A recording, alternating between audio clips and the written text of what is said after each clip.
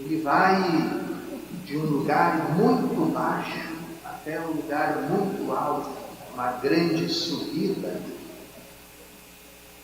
Dentro da terra seca não existe lugar no planeta Terra mais baixo que Jericó, a 400 metros abaixo do nível do mar, verdadeiro buraco. E Jerusalém fica no alto, na região montanhosa, acima do nível do mar. Jesus vai até Jericó, simbolizando essa grande descida que ele faz até nós. Desce até a nossa pobreza, desce até a nossa miséria, desce até a nossa condição de feridos pelo pecado, pela morte, para nos iluminar, para nos encher de alegria, para nos libertar. E aqui acontece esse encontro, onde ele vai iniciar essa grande subida até Jerusalém, com esse cego, mendigo, filho de Timeu, Bartimeu. E aqui acontece a grande ironia própria de tudo aquilo que é dos profetas. Um cego enxerga o que ninguém mais viu. Quando Jesus pergunta para os seus discípulos: o que os homens dizem que eu sou? Os discípulos respondem que as pessoas colocam Jesus, classificam ele de acordo com modelos do passado. Não dizem, alguns dizem que você é Elias, outros que você é João Batista, outros que você é algum dos profetas. Então, de todo aquele povo, o primeiro que fala de Jesus como Messias, como Salvador, é esse cego, usando aquele título que era proibido na época, de filho de Davi, Bar-David. Então aqui o Bartimeu, o filho de Timeu, chama o filho de Davi. É o primeiro a enxergar, é o primeiro a ver, dentre a multidão, que Jesus é o Salvador. E lança a Jesus o grito que era próprio das multidões quando recebiam um grande rei. No contexto do judaísmo, o grito para receber o rei era o grito Hoshaná, que quer dizer ajuda-nos. Desse grito Hoshaná vem o nosso Hosana, que a gente fala na liturgia. E no mundo grego, eles usavam uma palavra que a gente também usa na liturgia, diziam eleison. A gente canta aí que eleison, Cristo é eleison. Quer dizer, tem piedade, mas não piedade no sentido do perdão, mas no sentido de nos dar a sua graça, de nos dar aquilo que a gente não pode conseguir por conta própria. Era uma aclamação que reconhecia que do rei, do soberano, vinham todos os bens, todos os favores. Então não era só uma súplica, era um reconhecimento. Você é o rei, você é o Salvador. Então tudo isso aparece no grito do cego, do Bartimeu, que é uma verdadeira oração. Jesus, filho de Davi, tem piedade de mim.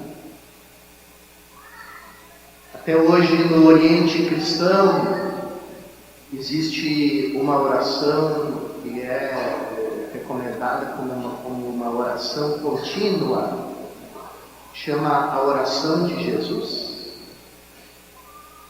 e consiste em simplesmente invocar e pronunciar o nome de Jesus repetidamente. E às vezes juntar com a invocação do nome de Jesus esse pedido de piedade. Jesus, Filho de Deus, tem piedade de mim, pecador. Então, uma oração contínua que os cristãos do Oriente fazem, isso que é uma fonte de uma espiritualidade muito rica, que depois eles aprendem a escutar as batidas do próprio coração e ritmar essa oração com as batidas do coração, de maneira que eles vão transferindo essa invocação para o coração. E aí quando você chega no momento que não é mais você que reza com o teu pensamento, com a tua mente, mas é o teu coração que está rezando e repetindo o nome de Jesus, ali você chegou na oração contínua, no orai sem cessar, recomendado por São Paulo. Então ali você ora de dia e de noite, seja qual for a circunstância, você ora porque enquanto o teu coração bate, ele invoca o nome de Jesus. Então, esse grito de Bartimeu nos leva para a profundidade do nosso coração e da nossa oração. Eu recomendo muito que vocês leiam a nova encíclica do Papa Francisco sobre o coração de Jesus, e é maravilhosa. Cita todos os papas anteriores a ele, cita São João Paulo II, tantos papas, tudo aquilo que os papas nos últimos tempos falaram sobre o coração de Jesus, sobre o nosso próprio coração, né? O coração como esse lugar em que você é um só, o teu núcleo mais unificado, né? O teu próprio eu, fundo, centro mais profundo da tua pessoa. Eu recomendo muito essa leitura porque o lugar do coração é o lugar da oração. Quem faz a oração verdadeira é aquela pessoa que reconhece esse caminho até o coração.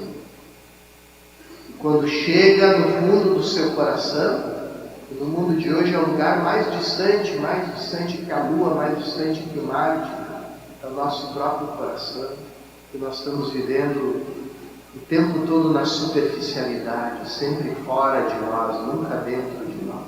Então quando você chega ali, aquele santuário mais profundo do teu ser, ali você encontra com Deus e te espera e te aguarda para conversar com Ele.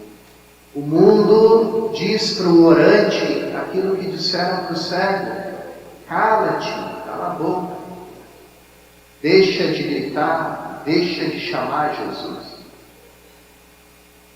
O mundo com as suas distrações diz: vem se distrair, vem viver na superficialidade. A nossa preguiça diz: custa muito rezar, custa muito achar o lugar do coração, vamos fazer outra coisa mais fácil. O inimigo da nossa salvação diz: não adianta rezar, você é pecador demais, não merece nem dirigir a palavra a Deus. E ele também se ocupa de coisas mais importantes que você. Então, deixa de fazer algo inútil como a oração. Diante dessa ordem de nos calar, né, o que o cego respondeu? Como é que ele respondeu? Ele, cego, teimoso, grita mais alto ainda, grita com mais insistência: Jesus, filho de Davi, tem piedade de mim.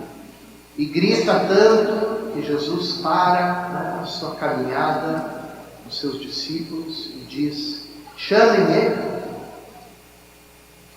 E aqui acontece outra coisa que é digna da nossa reflexão. O cego deixa o seu manto. Por que isso é tão importante? Que o manto na antiguidade era a última propriedade do pobre. Ninguém podia, na lei de Israel, tirar o manto do pobre, que era a última coisa que ele tinha. E é sobre aquele manto dobrado em cima do colo do pobre que ele recebia as moedas da sua mendicância, do seu pedido. Então, esse pobre, antes de ser atendido por Jesus, antes de receber a graça da vista, ele já se despede da vida antiga, simbolizada nesse manto. Quão grande é a fé desse homem que, antes de ser atendido, já começa a se comportar como alguém que já recebeu a graça. É assim que Jesus nos recomenda: quando pedirdes algo, considerai que já foi atendido, e assim será. Então, chega diante de Jesus, e Jesus faz uma pergunta que poderia parecer ociosa para nós: que queres que eu te faça?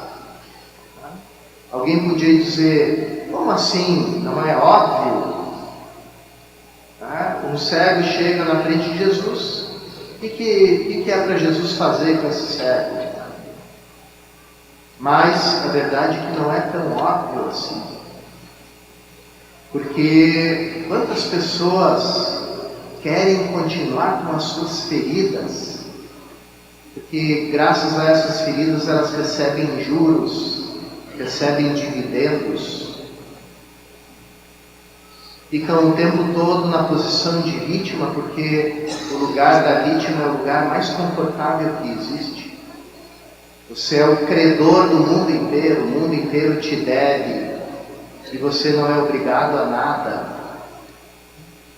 porque você é ferido. Então, a ferida, às vezes, ela é acariciada, ela é cultivada com muito carinho, e Deus nos livre de perdermos essa ferida, de sermos curados dela, porque aí a gente perde aqueles dividendos que a gente cobra de Deus e de todo mundo por elas. Na Idade Média existia um santo milagreiro grande, tinha um grande poder de cura, São Vicente Ferrer. Quando ele ia entrando nas cidadezinhas da Espanha, os mendigos todos diziam: aí vem o Vicente, vamos fugir dele.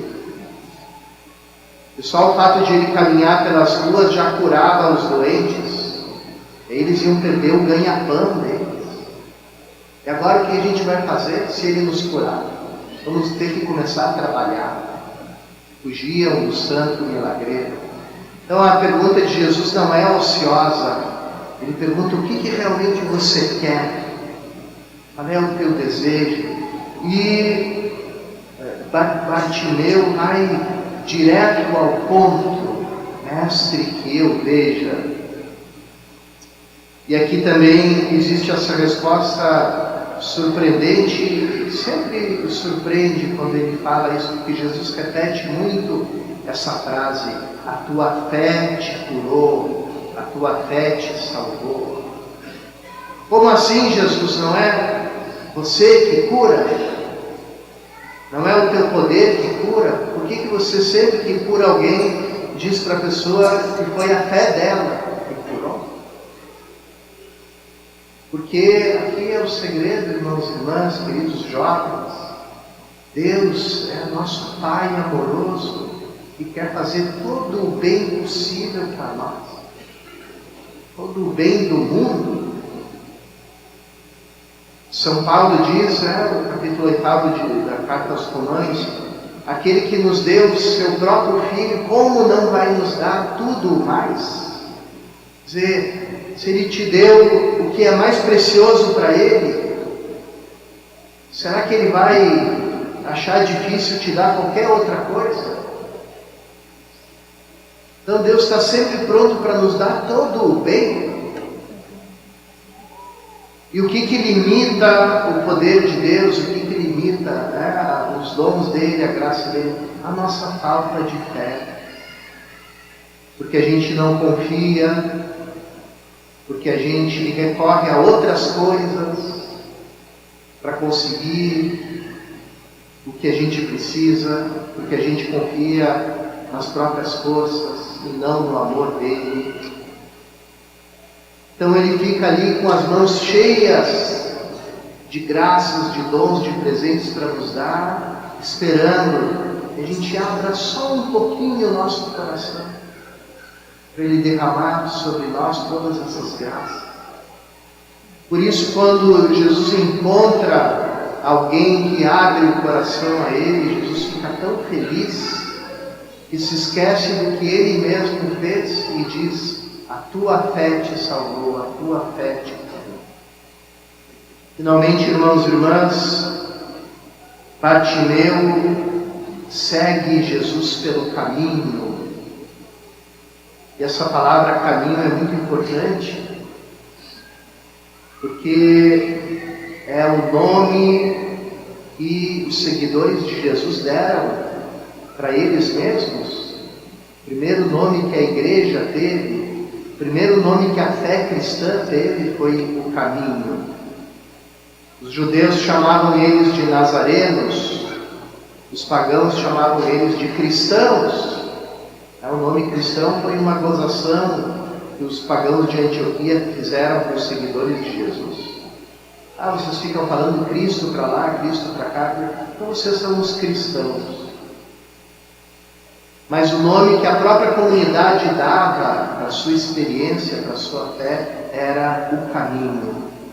E aqui desse caminho que se fala, pelo qual o cego agora, com a vista recuperada, segue Jesus. Lembrando aquilo que Jesus nos diz: eu sou o caminho, a verdade e a vida.